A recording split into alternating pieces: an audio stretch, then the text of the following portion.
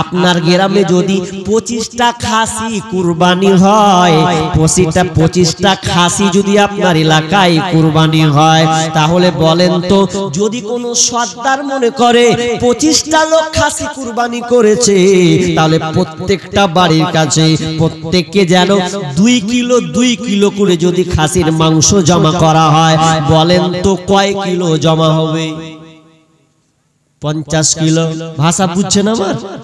তাহলে 25টা লোক যদি খাসি কুরবানি করে 2 কিলো করে টানে 50 কিলো জমা হবে। আর ওই জমা টাকার হক, তো ওটা হচ্ছে গরিবের হক।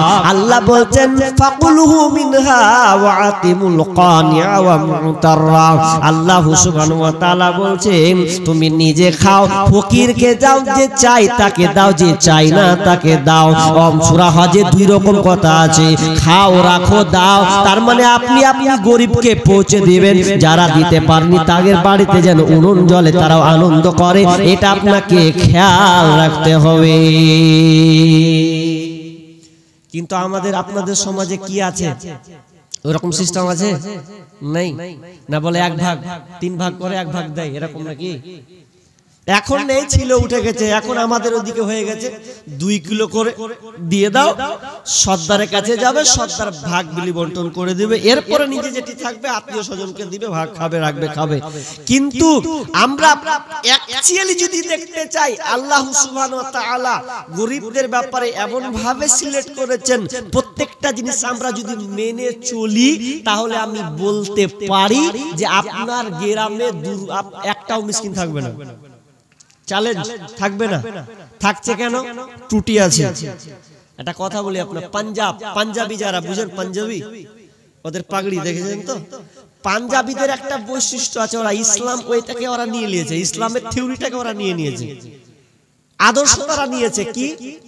ওরা যদি 4 ভাই হয়, 4 ভাই, তো 4 ভাই, 3 ভাই ভালো পয়সাওয়ালা, একটা ভাই অচল।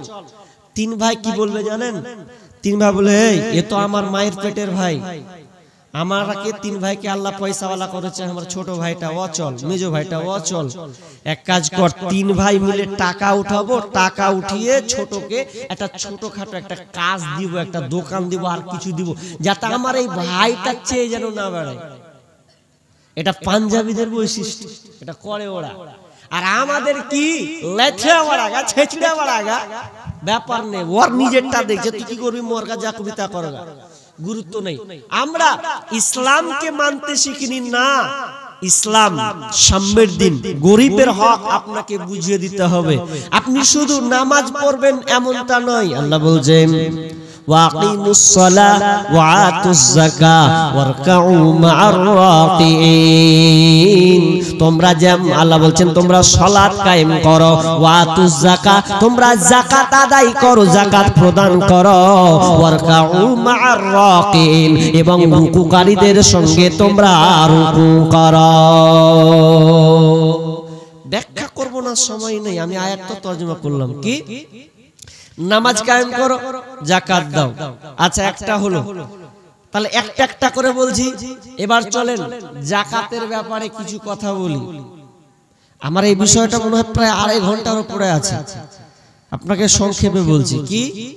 যে যাকাত, এই যে আপনার মালকে আপনি পরিশুদ্ধ করবেন, আজকে বর্তমানে যাকাতটা এমন হয়ে গেছে, লোকের কাছে ভারী হয়ে গেছে। অথচ আপনাকে যাকাতের ব্যাপারে কিছু তথ্য দেব, বিস্তারিত নয়, সংক্ষেপে তথ্য দিব।